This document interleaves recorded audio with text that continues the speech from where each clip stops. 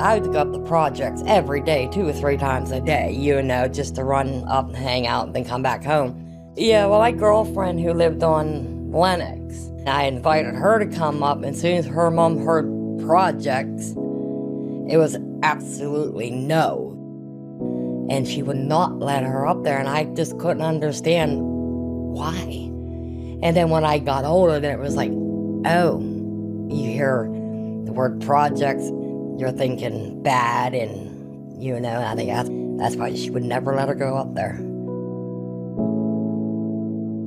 My name is Christine Barkfelt. I'm a resident of West Mayfield. I grew up living in West Mayfield projects. Well, most of the people up there were related to me some way, somehow. Uncles, great aunts, cousins, third or fourth cousins. There was 3 kids, and then my mom and dad, so 5. Me and my sister shared a room, my brother had his own room, and my dad and mom had their own room. I don't remember ever being crammed or anything like that. We all had our own little spaces. But we weren't really in the house then. We were outside. So you didn't really sit in the house. You went outside and played. And it would go in time for dinner. Then we go eat dinner, blah, blah, blah. And we go back out and play again. It was just awesome.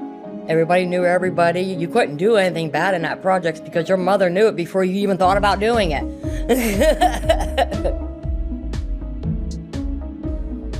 Roy Hartman.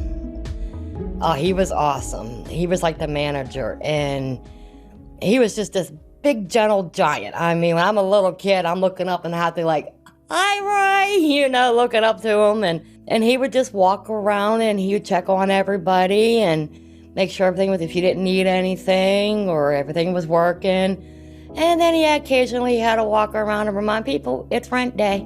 Yeah, I mean, he was still nice. He never got loud or anything. I don't think that man could get loud. He was just awesome, and all the kids liked him. And I even heard stories that he would help other kids up there if they didn't have Christmases or knew they were really off. He would actually help them with little gifts, and nobody knew about it. So he would go buy something little just so they could have something for Christmas. Yeah, so he would, like I said, he was just a big giant teddy bear. I loved Roy.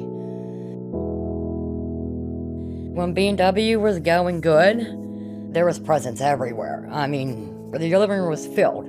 Everybody got, 12, 13 gifts each. And they just weren't little gifts. They were big gifts. And it was like anything, if you asked for something, you usually got it. And then when we moved out of the projects and I got the house on 37th Street, we had 1 or 2 good Christmases down there, and then it just went downhill from there because B&W shut down. You didn't ask for too much, you just knew it wasn't there. So it was just basic, socks, shirts, maybe a new pair of shoes or a winter pair of boots. You knew the money wasn't there, so you didn't really dwell on it. I did get a bike, a 10-speed one Christmas, and it was after B&W closed. I was totally shocked. I was like, wow, awesome, Well, here, Mom just told me last week we were talking.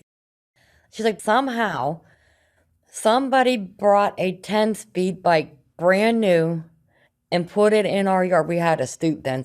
Put it right at the bottom of the stoop the week of Christmas.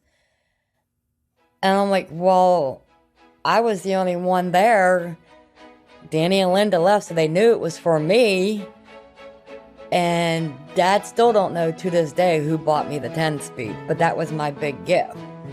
That was probably maybe a year, 2 years after B&W went down. I thought I was rich for a day.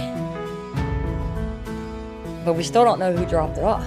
But that's what everybody does, though. They know you're struggling and stuff. They always try to help you out. Like if you needed sugar, coffee, bread, or something, this neighbor would give you that, or this one would give you this, and then you do it for them. That's just the way it went.